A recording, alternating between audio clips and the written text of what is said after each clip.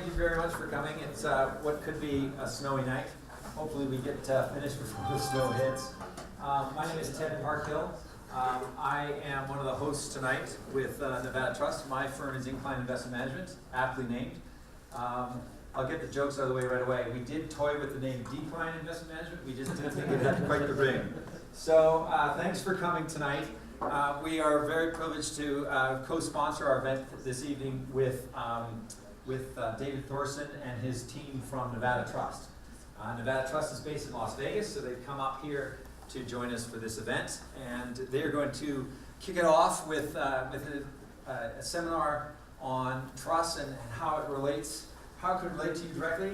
We will entertain questions after. I will follow with a brief presentation, a little bit about alternative investing and why it might be relevant to you going forward in today's world. So that's the plan. Feel free to help yourself to drinks and food as we go along. But like I said, thanks for coming. And I'm going to turn it over now to David, who's going to take it away. Great. Thank you, Ted. Hello, everybody. Thanks for being here tonight. Just to give you a little example of the difference between Vegas and Incline. This morning I was swimming outside of 75 degrees, and I arrived here and it's snowing, so it's kind of fun actually to be in the snow. I'm going to go through this stuff fairly quickly. I'm going to introduce myself and my team very quickly. I'm Vice President. I'm on the Board of Directors of Nevada Trust Company. I was Professor of Finance at the University of Phoenix for a number of years. You can see my bio there. I've been in automotive business for about 10 years, high tech for about 10 years, and financial services for about 7 years now with the trust company. We also have Matt Cooper. Matt, could you stand up and wave? Matt Cooper's with our firm. He's our business development officer. We both went to the same graduate school, different eras. And he's actually went to school up here at UNR in Reno, so he's a hometown boy in a way. Worked for Fisher Investments and Morningstar before coming to our firm. And Philip, could you wave to everybody? That's Philip Kingman. He's one of our trust officers. Went to CU in Boulder and is working on his CPA right now. So the three of us are here to answer any questions you might have after the presentation. Quick disclaimers like we have to do in financial services business. We're not attorneys, we're not CPAs, so I'm going to go through a lot of tax and asset protection stuff, which is legal type stuff. But I'm not giving you tax advice and I'm not giving you legal advice. But we work with some of the top tax advisors in the country, some of the top legal advisors in the country. I'm putting these things together, have been doing this for 20 years. And so what I'm going to sort of teach you tonight is some of the basics of asset protection and what the state of the art is right now for asset protection.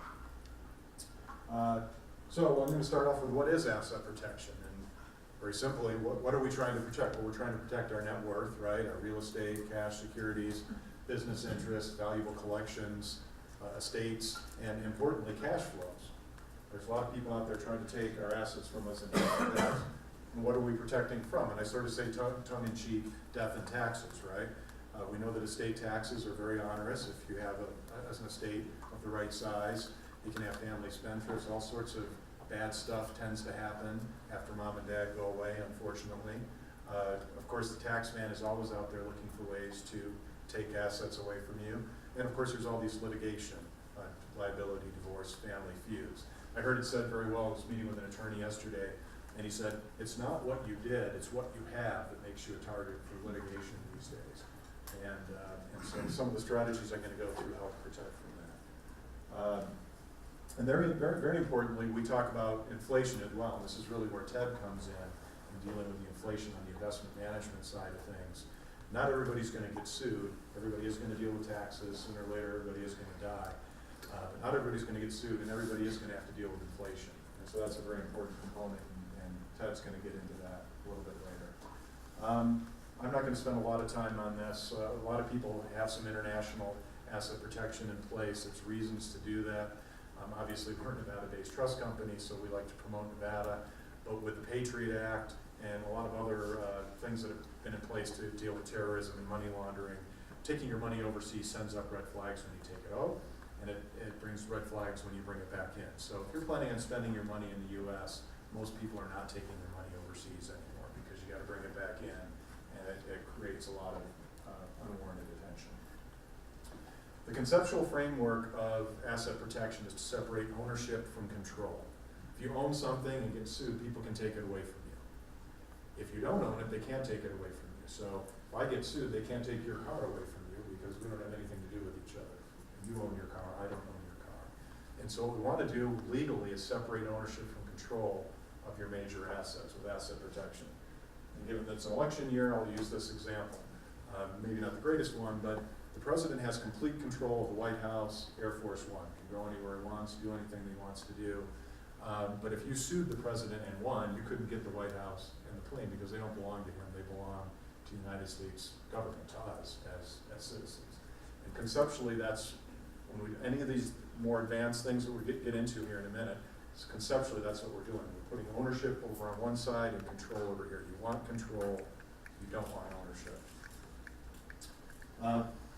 Three basic strategies. There's a simple strategy, and this is using trusts. They're easy to set up. They can protect your net worth. They have estate tax benefits that most people are familiar with. They can help manage family situations if there's difficult people in the family disputes by having an independent third-party trustee involved. In Nevada, can have a dynasty feature. Trust here can last for 365 years. You may or may not know that. And you requires a third-party trustee, helps you avoid probate on the estate side of things. On the more complex side, this is something we call a family wealth enterprise, but this requires more maintenance. It has all of the asset protection features, but it also has a lot of really interesting tax features involved, tax saving features involved with the family wealth enterprise. It also allows the family to be directly involved, and because it's dealing with corporate structures and not necessarily dealing with trusts at all, it can be perpetual. So 365 years is a long time, forever is an even longer period of time. So these are great, particularly if you're in situations where there's serious tax considerations. And I'm going to get into a little bit more detail on the family wealth enterprise. And then there's a hybrid solution where a trust would own the entities inside of a family wealth enterprise, sort of a belt and suspenders way of making sure that there's just really no way for anybody to pierce that veil and get at those assets. I'm going to go through about 5 different major types of irrevocable trusts very quickly here to show you some of the different types of trusts that we work with every day that address different types of specific circumstances. First of all, we have dynasty trusts.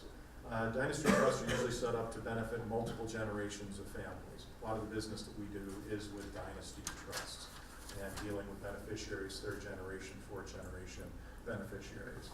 They can last, like I said, in Nevada, 365 years. It's an irrevocable trust, and all irrevocable trusts in Nevada share some of the same basic benefits of people not being able to take assets away from you as a beneficiary because you don't own the assets of the trust. Asset protection trusts. Has anybody here heard of asset protection trusts? A little bit, sort of. So Nevada is a little bit famous for asset protection trusts. There's only about 14 states in the country where this is allowed. That allows you to set up an irrevocable trust of which you yourself are a beneficiary. So this is a great way of separating ownership from control. You put your assets, or whatever assets you're trying to protect, in the trust over here. The trust owns the asset, but you still have the benefit because you're the beneficiary of the trust, and you're allowed to set it up yourself. All of the other states besides the 14 that allow this, somebody else has to create the trust for your benefit. You can't do it for yourself. In Nevada, you're allowed to set up a trust for your own benefit. So we see a lot of business from all over the country of people doing this, even if the assets aren't physically located in Nevada. For example, we have an apartment building that's in Manhattan that's held inside of a Nevada Asset Protection Trust. And that's protecting that client. If somebody sues them, they can't take that apartment building in Manhattan away from them. Charitable trusts. We have the foundation in here, so they're very familiar with charitable trusts. This is a way of leaving money to a charity in some sort of a trust. There's charitable remainder trusts where you get the benefit of the income coming out of the trust while you're alive, and whatever's left in the trust goes to the charity afterwards. There's charitable lead trusts where the charity gets the income for some period of time, and then you get whatever's left over. There's other types of trusts, but those are 2 very common types of trusts that are used. for charitable purposes. Life insurance trusts. These are very commonly used to move the benefits of a life insurance policy, which are usually received tax-free, the death benefit, outside of the estate. So if you have an estate that's $10 million or more, and therefore going to be subject to the estate tax, by moving the life insurance proceeds outside of the estate, that money's not taxed as part of the estate. It helps you avoid the estate tax. Or if there is an estate tax, you can use that liquidity that's created in the life insurance trust to pay estate taxes. And we've had clients use them as family banks. Once that life policy matures, now there's this chunk of cash over there that the beneficiaries can use to fund new businesses, buy houses, continue a family legacy. And lastly, there's trust, what I call here is just trust for special solutions. I'm going to go through these rather quickly. These are getting more into the real complex field. There's one that's called the Nevada Incomplete Gift Non-Grantor Trust. It's called a NING. These were originally developed in Delaware and were called, predictably, a DING in Delaware. But what this allows you to do is if you don't live in Nevada and you're about to have a liquidity event, let's say you owned a bunch of Twitter stock. In fact, one of our clients did own some Twitter stock before the IPO. They did not live in Nevada. They lived someplace that has very high taxes. They created a NING in Nevada. The IPO occurred. They experienced their liquidity in Nevada and were able to avoid the state income tax in the high tax state that they were in. Same thing can be done with a large income producing portfolio. If you hold a portfolio here, that portfolio, the income from the portfolio is not going to be taxed. It will be taxed in Nevada, so at the state level will receive zero income tax. Now, obviously, distributions go, if somebody lives in California, for example, and they get distributions, those distributions are going to be taxed at California's onerous, ridiculous 13.3% income tax rate. We have an intentionally defective grantor trust. This allows you to remove future asset growth from your estate, so you can gift something that you think is going to appreciate significantly into this type of trust now. It's still treated for current tax purposes. You can still get deductions from it and so forth, but later on, it's not part of your estate. So if it grows in value, it's taxed outside of your estate and not taxed at the estate tax level. And then we've done a lot of work with business trusts, and this allows an installment sale treatment of, like if somebody's selling a business, they can receive all of the cash at once into the trust, but take distributions over an extended period of time, which give them taxation benefits in terms of only receiving a certain amount of tax each year, or certain amount of cash each year, the remainder being able to grow tax deferred in the trust. So these are just some of the special solutions trusts that we get involved with pretty regularly. I've heard a few people groan when they said we're from Las Vegas, but one of the biggest things we fight in our business is Las Vegas isn't exactly known as a place to go be safe with money, right? We have a little bit of a branding problem to overcome. But all of you live up here in Nevada, and you know that Nevada is a great place for this. We have probably arguably the best tax and asset protection laws in the country, maybe even the world. I mean, Rothschild from Switzerland just opened up an office here in Reno recently. So people are starting to recognize globally Nevada is a place to come for asset protection. You probably can't read this table. It's put together by an attorney in Las Vegas named Steve Oceans. You may or may not have heard of Steve. But it sort of ranks the different trusts, the different states in terms of their trust law. Nevada's ranked very high because it has no state income tax. There's only a 2-year waiting period for the protection inside the trust to be complete. Whereas a lot of other states, it's 4 years or longer that you have to wait after establishing the trust before you actually have the protection. There's no exception creditors. In some other states, divorcing spouses, child support can actually pierce a trust. In Nevada, once the 2 years have gone by, those assets are protected, unless there's a fraudulent transfer. But, if you do illegal stuff, you're on your own. So Nevada is ranked at the top, the best of the best in terms of trust solutions. I'm going to skip over this slide here, save a little bit of time, and talk a little bit about the family wealth enterprise. So those are some of the simple solutions on trust. Getting into more of a complex solution here on a family wealth enterprise. This uses corporate structures to create really kind of your own private family office, in a way, separate and apart from whatever your operating business is. Completely, there's this dotted line here is creating this kind of glass wall between your operating business and this new business enterprise that's set up solely to manage your family's money. And these take a lot of different forms, but most commonly it looks something like this. You'll have a Nevada C Corporation at the top, and you'll create a couple of limited partnerships. In one limited partnership, you put what we would call risk assets. These are things you get sued because you have a car that you get in a car rental, the boat, you crash into somebody, the plane, the rental properties, that kind of stuff go over in the risk limited partnership. And the stuff that people sue you to get at, your cash, marketable securities, and so forth, go in the other limited partnership. So if something bad happens over to one of these assets that are exposed to risk, they can't get over here because, again, separation of ownership from control. This LP owns the money. This LP owns the risk assets. And you're in control because you're controlling the C Corporation as the general partner of this operation. But where it really gets neat is because this is a C Corporation, you can create pension plan. People remember when companies used to have pension plans?